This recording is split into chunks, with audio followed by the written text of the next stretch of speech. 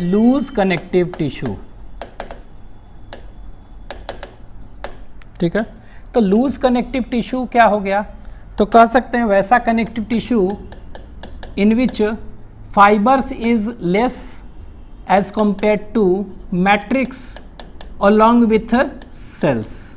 ठीक है, अगर मैट्रिक्स और सेल्स ज़्यादा होगा एज कंपेयर टू फाइबर्स तो इसको हम क्या कहते हैं, it is termed as loose connective tissue. लेकिन इसके अपोजिट अगर फाइबर्स ज़्यादा होगा as compare to matrix and cells तो इसको क्या कहेंगे, डेंस कनेक्टिव टिश्यू कहेंगे। ठीक है, तो ये हो गया। ऐसे भी आप कह सकते हैं कि if fibres and cells are loosely packed, ठीक है, तो कह सकते हैं क्या कि फाइबर्स और cells means fibroblast are loosely packed, तो इसको हम क्या कहेंगे, लूज कनेक्टिव टिश्यू। ठीक है, अब ये लूज कनेक्टिव टिश्यू इसमें हम पढ़ेंगे कि दो तरह का हमें पढ़ना है। कौन कौन सा दो तरह का पढ़ेंगे, तो एक पढ़ेंगे उसको कहेंगे एरोलर कनेक्टिव टिश्यू और सिंपली एरोलर टिश्यू, और दूसरा जो हम पढ़ेंगे उसको कहेंगे एडिपोज टिश्यू। ठीक है, और एडिपोज कनेक्टिव टिश्यू। तो ये दोनों का दोनों पढ़ेंगे हम। ठीक है, तो पहला देखते हैं एरोलर टिश्यू। ठीक है, एरोलर टिश्यू तो क्या है, एरोलर टिश्यू देखते हैं। ठीक है, तो कह सकते हैं एरोलर टिश्यू क्या होता है, हमारे स्किन के नीचे होता है। ठीक है, स्किन के नीचे होता है, तो स्किन तो पूरे बॉडी में है ना, तो कह सकते हैं कि ये क्या होता है, it is the most abundant and widely spread और distributed tissue in the body of multicellular animals. ठीक है, तो लिख लेते हैं। तो ये क्या हो गया, पहला पॉइंट हम लिख रहे हैं, it is the most abundant and widely distributed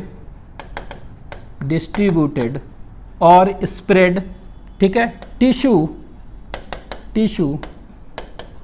in the body of multicellular animals, in the body of multicellular animals. ठीक है, तो most abundant and widely distributed tissue कौन सा है, यही है। ठीक है, ये ध्यान रखना है कि most abundant and widely distributed tissue कौन सा है, यही है। ठीक है, हाँ, लेकिन अगर पूछ देगा which of the following is most abundant animal tissue by weight, तो वेट मस्कुलर टिश्यू।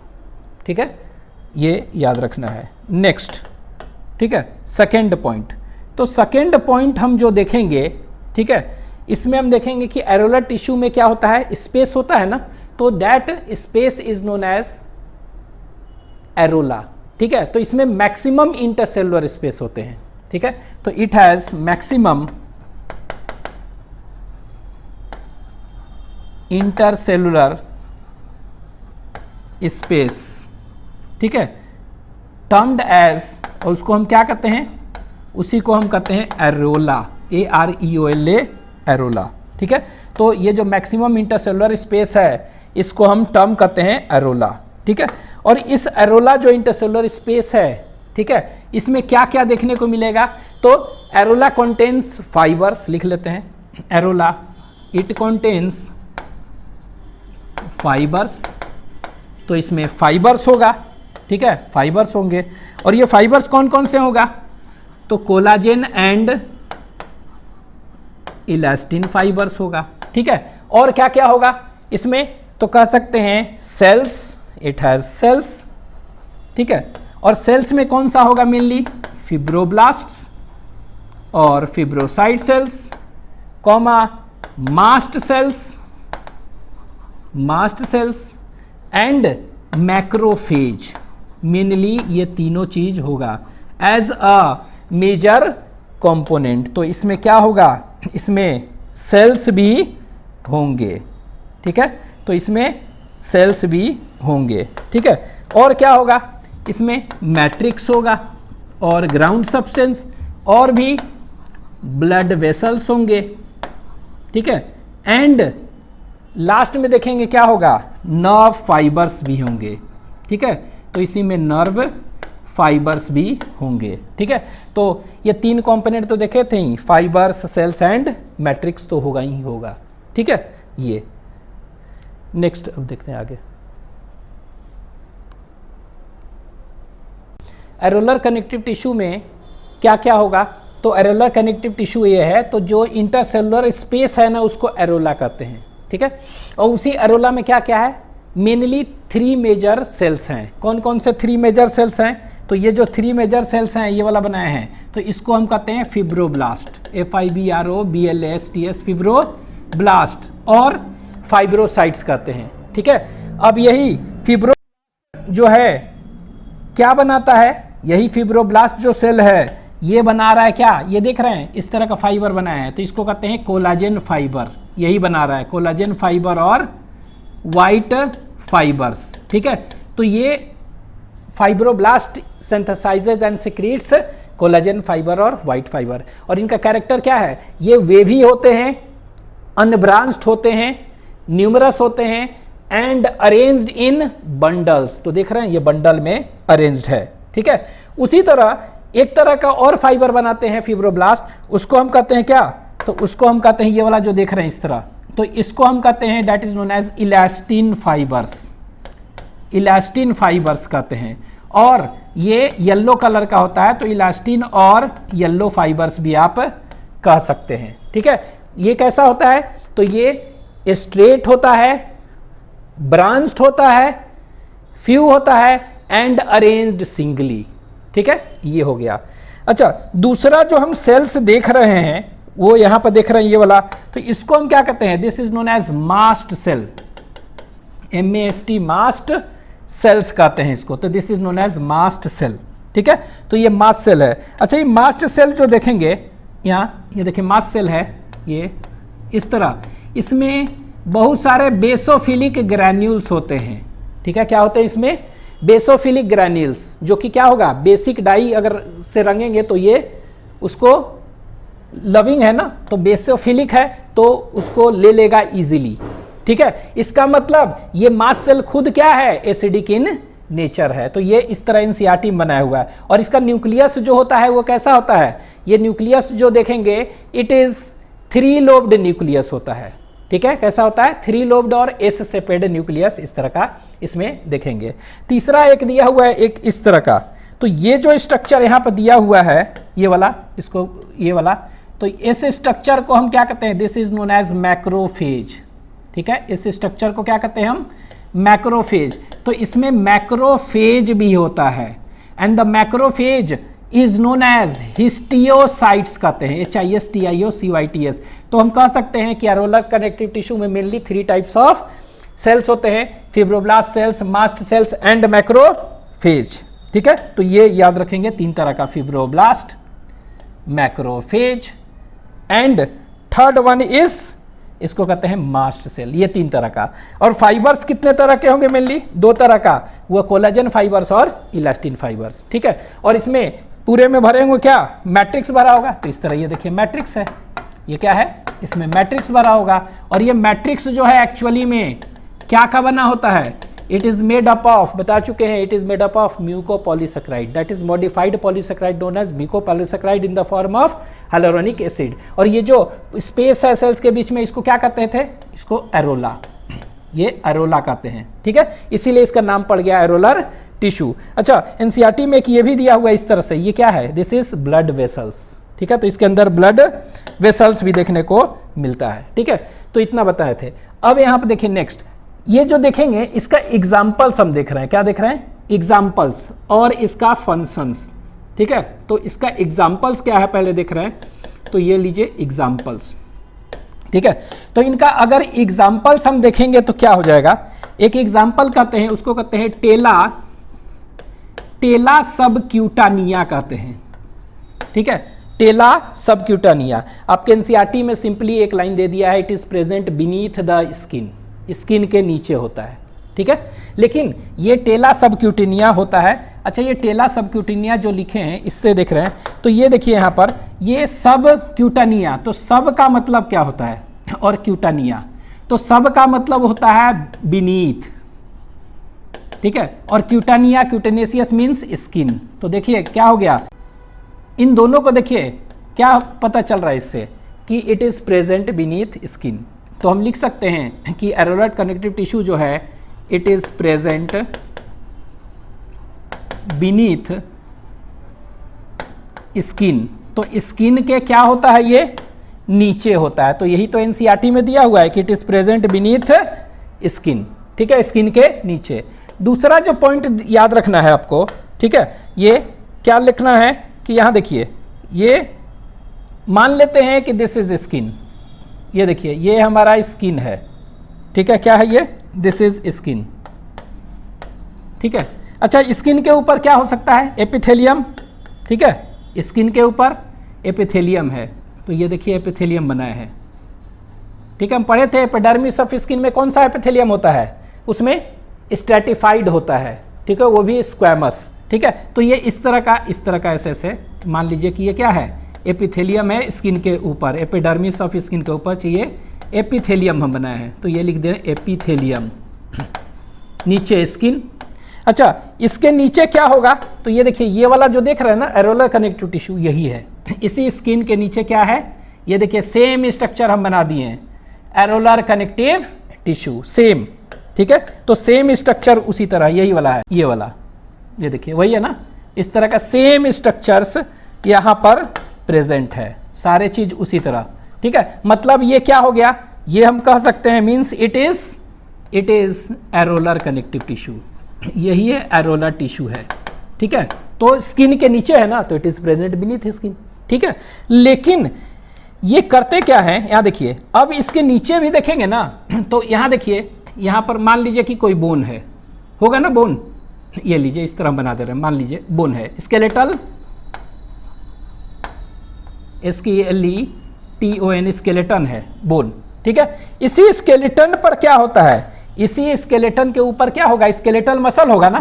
तो यहां देखिए इसी पर क्या देखेंगे हम, स्केलेटल मसल है, ये देखिए इसी पर क्या लगा हुआ है, इस तरह से स्केलेटल मसल लगा हुआ है। तो ये जो देख रहे हैं क्या है, दिस इज स्केलेटल मसल।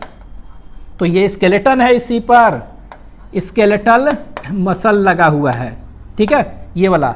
और इसी स्केलेटल मसल के ऊपर क्या है, रोलर टिश्यू, इस पर स्किन इस तरह होता है, ठीक है।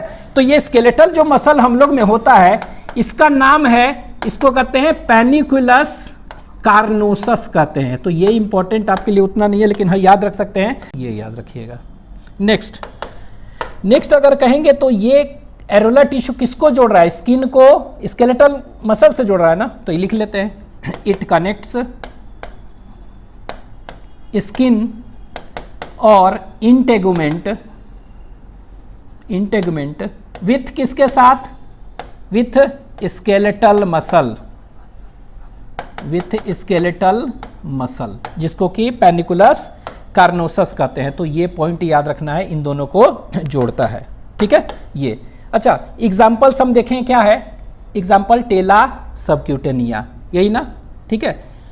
और भी एग्जाम्पल्स अगर हम देखेंगे तो कौन सा हो जाएगा, तो यहाँ पर लिख ले रहे हैं, तो ये एक एग्जाम्पल्स था, ठीक है। उसी तरह तो दूसरा जो एग्जाम्पल्स हम पढ़ेंगे उसको हम कहेंगे it is known as perimysium, ठीक है, पेरीमाइसियम,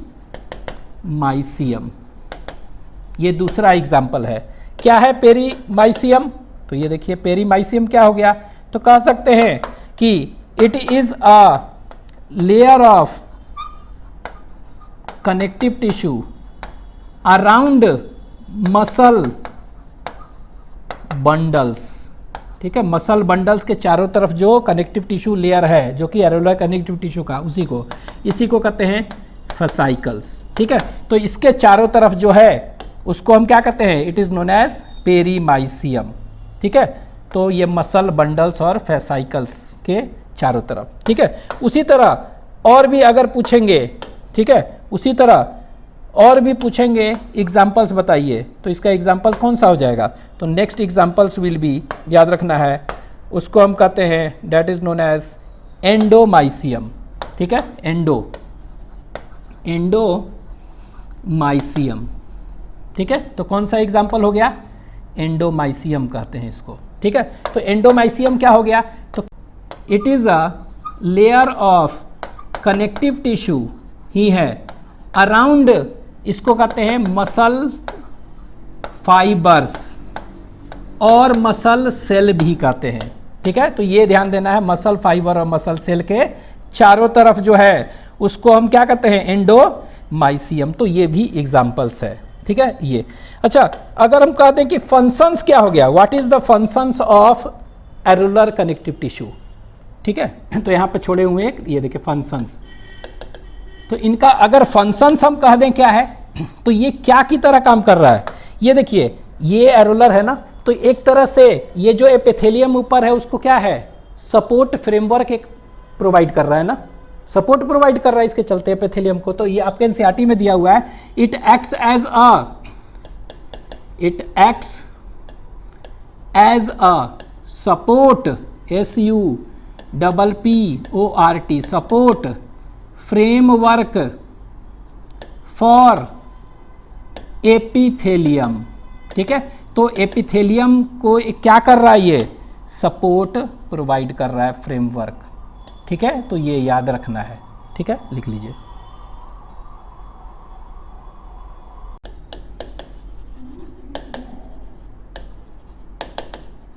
एडिपोज टिश्यू देख रहे हैं। ठीक है, तो ये एडिपोज टिश्यू क्या है, तो कह सकते हैं it is a fat storing tissue. ठीक है, तो it is a fat storing connective tissue. तो ये वैसा कनेक्टिव टिश्यू है जो कि क्या कर रहा है, स्टोर फैट। ठीक है, तो जनरली कनेक्टिव टिश्यू का काम क्या होता था, उनका लिंकिंग था मेन फंक्शन। ठीक है, लेकिन हम स्पेशलाइज्ड एक कनेक्टिव टिश्यू बताए थे, तो उसमें कौन कौन सा आता था, उसमें हम पढ़े थे बोन, कार्टिलेज, ब्लड, लिम्फ, ये सब के सब क्या है, स्पेशलाइज्ड कनेक्टिव टिश्यू। लेकिन आपका एनसीईआरटी क्या है, इसको एडिपोज टिश्यू जो है ना, इसको भी स्पेशलाइज्ड कनेक्टिव टिश्यू में रखा है, because it is not concerned with linking, ये स्टोरेज कर रहा है इसलिए। तो याद रखिएगा, ये फैट स्टोरिंग कनेक्टिव टिश्यू है, वो भी कैसा आप कह सकते हैं, ये स्पेशलाइज्ड कनेक्टिव टिश्यू है। ठीक है, कह सकते हैं, क्योंकि एनसीईआरटी में दिया हुआ है it is specialised connective tissue. तो ये आपको याद रखना है, स्पेशलाइज्ड में रखा है। ठीक है, हालांकि क्लासिफिकेशन में नहीं है, लेकिन on the basis of function specialised. दूसरा ये है क्या, it is a modification of areolar connective tissue. ठीक है, तो जो एरोलर कनेक्टिव टिश्यू था ना, उसी का मॉडिफिकेशन है। बस अंतर क्या है कि वहां पर देखे थे फाइब्रोब्लास्ट, मास्ट सेल और मैक्रोफेज मेजर कंपोनेंट में होता था, यहां पर क्या हो गया, एडिपोसाइट एज मेजर कंपोनेंट। तो इसको हम क्या कहते हैं, इसको कहते हैं एडिपोसाइट्स और fat cell as major component है। ठीक है, तो यहां पर लिख ले रहे हैं यहां पर कि it is a modification of areolar connective tissue in which areola, जो स्पेस था एरोला ना, areola contains adipocytes means fat cell as major component. तो मेजर कंपोनेंट यहाँ पर क्या है, मेनली यही है। तो देख रहे हैं बहुत सारा एडिपोसाइट्स बना हुआ है। ठीक है, तो ये आपके एनसीईआरटी में इस तरह का फिगर ऐसे बना हुआ है, बहुत सारा एडिपोसाइट देखा है। ठीक है, मेजर कंपोनेंट। और ये क्या स्टोर कर रहा है, यहाँ पे देखिए फैट स्टोरेज एरिया है ना, तो ये क्या अंदर स्टोर कर रहा है, तो ये फैट स्टोरेज एरिया है, तो इसमें ये फैट स्टोर कर रहा है पूरे तरह। तो ये फैट किस फॉर्म में है, एक सिंगल ग्लोब्यूल के फॉर्म में है। तो देख रहे हैं ये पूरा फैट स्टोर कर रहा है। ठीक है, तो यहाँ पर लिख दे रहे हैं यहाँ पर नेक्स्ट कि which stores fat। ठीक है, तो ये याद रखना है कि फैट को स्टोर कर रहा है। ठीक है, एक एनसीईआरटी में एक पॉइंट और आपको दिया हुआ है कि अगर ये क्या करता है कि एक्सेस ऑफ न्यूट्रिएंट है जो कि इमिडिएटली यूज्ड अप नहीं हुआ है, उसको भी ये क्या करता है, स्टोर कर रखता है। ठीक है, in the form of fat globules. तो लिख लीजिए, it stores excess of nutrients which are not used up which are not used up immediately, तुरंत यूज नहीं करते हैं हम तब, ठीक है, which are not used up immediately in the form of fat globules, ठीक है, तो फैट ग्लोब्यूल्स के फॉर्म में, तो ये आपके एनसीईआरटी में भी दिया हुआ है। तो ये न्यूट्रिएंट को स्टोर करता है in the form of fat globules, ठीक है। एक चीज़ याद रखना है कि अगर सपोज करिए कोई भी एडिपोज टिश्यू है, ठीक है, उसको हम कहाँ पर डाल रहे हैं, अगर कोई, ठीक है, अगर कोई अल्कोहल में डाल रहे हैं, अल्कोहल क्या है, it is a organic solvents, ठीक है, तो ऑर्गेनिक सॉल्वेंट्स में डालेंगे तो ये घुल जाएगा ना। इसका मतलब क्या हो गया, जैसे ही डालेंगे ये जो फैट स्टोरेज एरिया में फैट ग्लोब्यूल स्टोर्ड है वो डिसॉल्व हो जाएगा कंप्लीटली, फैट तो डिसॉल्व हो जाएगा तो ये खाली हो जाएगा ना एकदम। एडिपोसाइट विल बिकम क्या, एम्प्टी और वैक्यूलेटेड, ठीक है। तो कह सकते हैं एडिपोसाइट्स विल बिकम एम्प्टी और वैक्यूलेटेड, ठीक है, और will become vacuolated, that is कह सकते हैं फैट इज कंप्लीटली डिसॉल्व्ड, ठीक है, वो कंप्लीटली डिसॉल्व्ड हो जाएगा। तो याद रखना है ये वाला पॉइंट कि फैट इज कंप्लीटली डिसॉल्व्ड और ये खाली दिखेगा, ठीक है। ये एनसीईआरटी में बना हुआ है कि एडिपोसाइट का है, ये फैट स्टोरेज एरिया, यहीं पर फैट स्टोर होगा, और ये न्यूक्लियस दिखाया है और ये क्या दिखाया है, प्लाज्मा मेम्ब्रेन, ठीक है। तो ये याद रखना है, ठीक है। और ये बता चुके हैं कि ये न्यूक्लियस हमेशा क्या होता है, it is nucleus is periphery, ये फैट स्टोरेज एरिया ये सेंट्रल में होता है।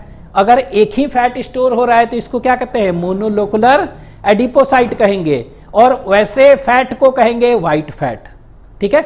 लेकिन ऐसा भी हो सकता है कि न्यूक्लियस बीच में हो और पेरिफेरी में क्या होगा, उसके चारों तरफ बहुत सारा फैट ग्लोब्यूल्स न्यूक्लियस के अराउंड होगा, उसको कहेंगे क्या, पॉलीलोकुलर एडिपोसाइट, और वैसे फैट को कहेंगे ब्राउन फैट, बता चुके हैं, ठीक है। तो ये लिख लीजिए।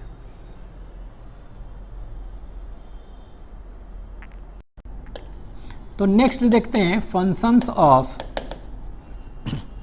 एडिपोज टिश्यू, ठीक है। तो एडिपोज टिश्यू का फंक्शंस देखेंगे तो इसका काम क्या है, स्टोरेज ऑफ फैट, तो ये फैट का स्टोरेज करता है, ठीक है, पहला। दूसरा फंक्शन हम कहेंगे क्या है, ये जनरली ऑर्गन्स के चारों तरफ होता है, ठीक है, और वो शॉक ऑब्जॉर्बर कुशन की तरह काम कर रहा है। तो लिख दे रहे हैं it acts as a shock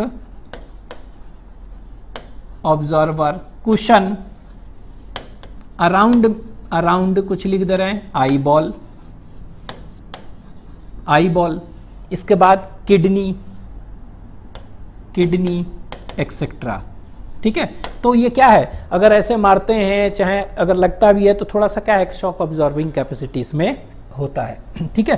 तीसरा ये क्या करता है, इंसुलेटर की तरह एक्ट करता है, ठीक है। तो it acts as a insulator, ठीक है। तो ये इंसुलेटर की तरह एक्ट कर रहा है। अब इंसुलेटर की तरह एक्ट कर रहा है तो ये क्या करेगा, एक तरह से जो भी हीट है उसको निकलने से बचा रहा है ना, तो it reduces heat loss from the body, ठीक है। तो विंटर के केस में क्या देखते हैं, मेनली क्या है, हीट लॉस को ये रोक रहा है, ठीक है। तो ये आपको याद रखना है क्या कर रहा है, ये याद रखना है कि storage of fat, shock absorbing cushion, ठीक है, एंड एक्ट्स एज इंसुलेटर और reduces heat loss from the body, ठीक है। तो ये फंक्शंस हो गया क्या, it is a function of adipose tissue, लिख लीजिए।